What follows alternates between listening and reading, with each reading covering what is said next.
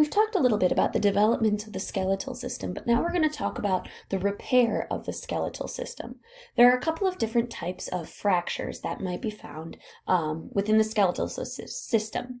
So the first would be a non-displaced fracture, meaning that the bone breaks but the ends remain lined up. This is a very easy repair for the body. All they have to do is sort of super glue those pieces back together.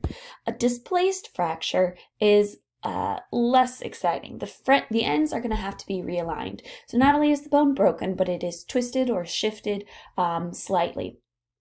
Now, this doesn't mean that the body can't repair itself in this case. If it's a very slight moval or a very slight moving, very slight twist, very slight misalignment, the body can still repair it, but the bones may be twisted or broken, or they may be repaired not correctly. This is why doctors have to set bones.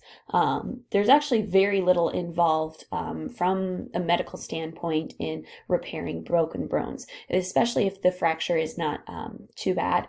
All that really needs to be done is to set the bone and immobilize it, and the body will heal itself. That bone will be repaired through the body's own repair systems. The difficulty is if that bone is misaligned and the healing process begins. You may hear about doctors needing to re-break bones in order to set them correctly. I don't know, small example of this. Well, no, we can talk about examples in our discussion groups. So feel free to come and chime in on that later on. All right, we're going to talk about the process, though, of repairing that bone.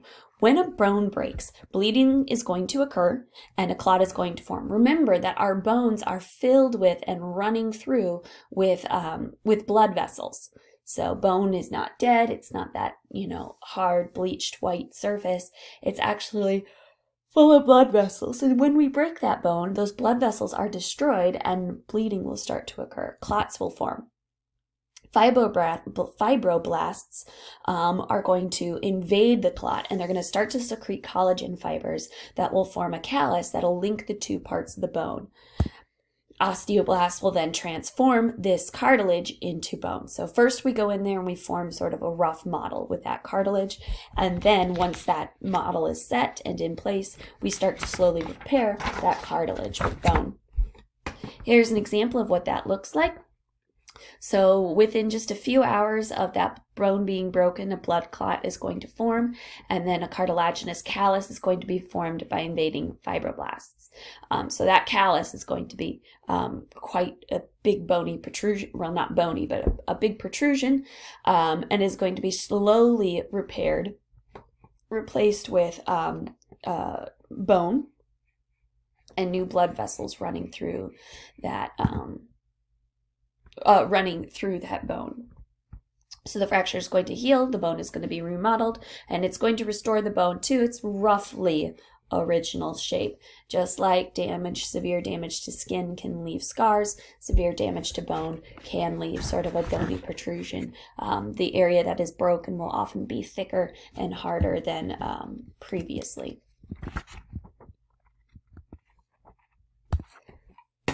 And that's it for bone remodeling.